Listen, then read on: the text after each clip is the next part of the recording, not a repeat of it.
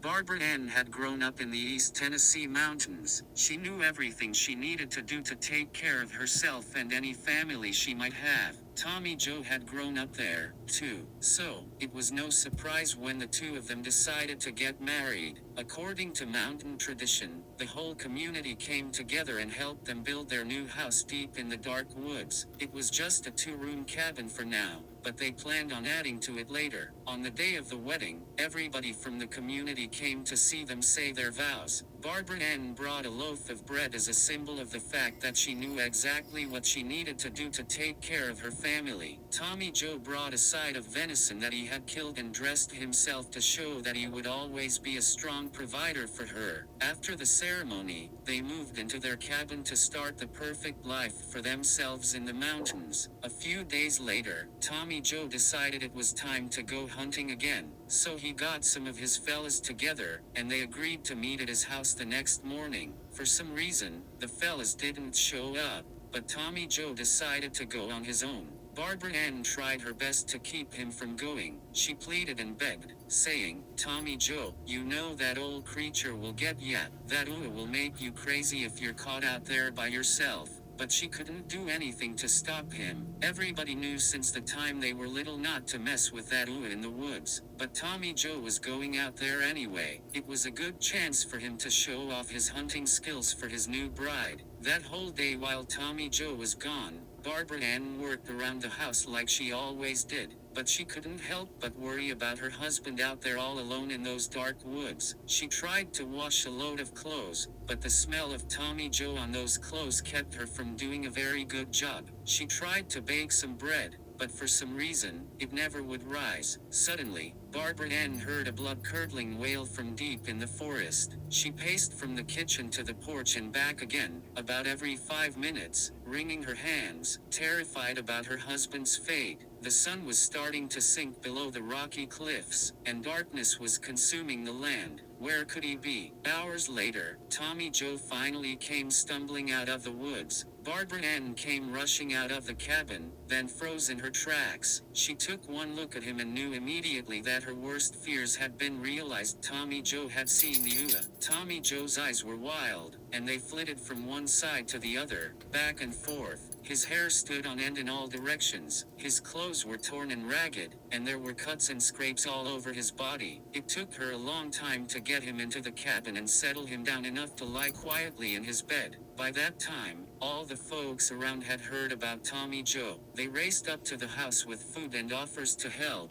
like they always did. Mountain folk would always come to help their neighbors when there was a death or tragedy of some kind, and this was a death if there ever was one, because, from that day forward, the Tommy Joe they knew would never be the same. The Ua had frightened him to the point of near madness. He would never again be the strong hunter that promised to take care of Barbara Ann forever. Barbara Ann wept for days, and somewhere in the middle of all that grieving, she figured out that somebody had to stop that Ua before he did this to anybody else. But for the life of her, she couldn't figure out who else could possibly do it but her. She had nothing left to live for, other than to seek vengeance on this creature that had taken her husband away from her. In fact, she was so caught up in her anger that she found herself walking down the road toward town before she even knew what she was doing. She was on her way to see the old woman who lived in the crumbling old house down by the river. Everybody in town said that the old woman was mad. She had what they called the side,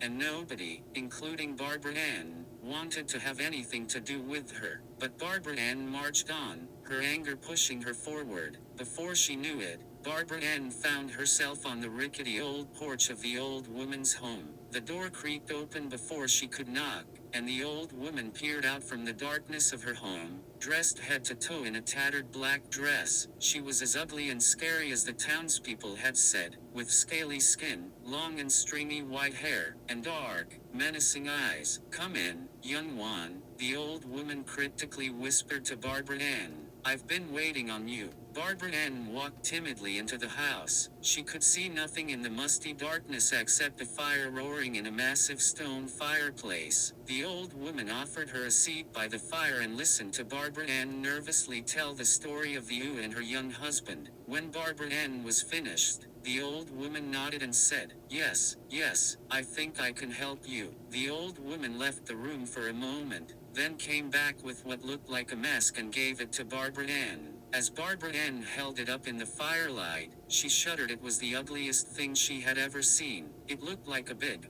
furry, demonic cat, with enormous eyes that would pierce a person's soul. "This mask has special powers," the old woman said. "The Indians used to call it the Wampas mask. In order for you to get rid of the Ua, you must scare him first before he can get a good look at you. If he sees you first, his look will drive you stone cold crazy. His greatest weapon is surprise, but if you sneak up on him and scare him first with this mask, he'll never come back." The old woman suddenly grabbed Barbara Ann's hand and said, "I must warn you, however, that if you put this mask on, you may wish you hadn't." Barbara Ann barely heard this last part, for she was about ready to get out of that creepy house. She took the mask, tersely thanked the old woman, and walked quickly out the front door. When she got outside, she thought to herself, "Well, what else am I going to do but try it?" She put the mask on, and to her surprise, it fit real snug and nice on her face. Then she began to stumble toward the deep woods. As she stumbled further and further into the woods, she could barely see in the darkness, so she hunkered down behind a bush, because she knew that if the Ua was around, he surely could hear her. After a while, the bright moon came out from behind the tall trees, casting eerie shadows all around her. Before long, the moonlight revealed a path cutting through the woods where she wouldn't make so much noise, so she began to quietly slip through the woods, soft step by soft step, making as little noise as possible, although her heart was beating so hard that she was sure the Ua could hear it. After a few more steps, she heard a strange sound. It sounded like a baby crying. Why would there be a baby out in these woods at night? Then it dawned on her, that was no baby, that was the Ua. That old Ua is a clever fella, she thought. He was making up the sound to get her to come to him. She knew what he was doing. Barbara Ann thought that the sound was coming from over near the pond, so she slowly moved in that direction, her hands clammy and cold, her ears filled with the sound of her own heartbeat, and her hair standing up on the back of her neck. She was so frightened she could barely make her feet move, one in front of the other. Then she saw the Ua. He was stooping over the water with his back toward her, unaware of her presence. Barbara Ann could see that he was a huge and fearsome creature. He was over 12 feet tall, and hairy from the top of his head to the bottom of his feet. His hands were more like claws, stretched out with nails that were long and curved. Saliva dripped from his pointed, razor-sharp teeth. His neck was wide, and his shoulders were as big as a board. It was all Barbara Ann could do to stay steady on her feet. The Ua began to slowly turn his head. Any minute now, he was going to see Barbara Ann. What was she going to do? She was so frightened she couldn't move. As his fiery red eyes turned in her direction, Barbara Ann suddenly let out a ear-piercing scream from the very depth of her soul. Ah! When Barbara Ann looked into the Ua's hideous face, she saw fear. His eyes had closed, and he was backing away. Ah! She screamed again. That was enough. The Ua fell to the ground and rolled over and over again in agony, as far away as he could get. Then he jumped up and ran off into the woods, crashing through the trees and underbrush, his screams tailing off into the darkness. She stood quietly for a moment and listened, but could hear nothing. He was gone. She had really scared away the Ua. Now no one would have to fear him again. She walked back toward her house with steps that were so happy that they barely touched the ground, and when she reached the edge of the woods, the entire community was waiting for her, because they'd heard the screams coming from the forest. Barbara Ann suddenly froze in her tracks. What was wrong with everyone? The smiles had suddenly dropped from her neighbors' faces. They began to back away from Barbara Ann, their eyes looking puzzled and afraid. Didn't they recognize her? Then she remembered that the ugly Wampas mask was still on her face. She reached up to grab a hold of that mask to take it off so they would know who she was, but it wouldn't come off.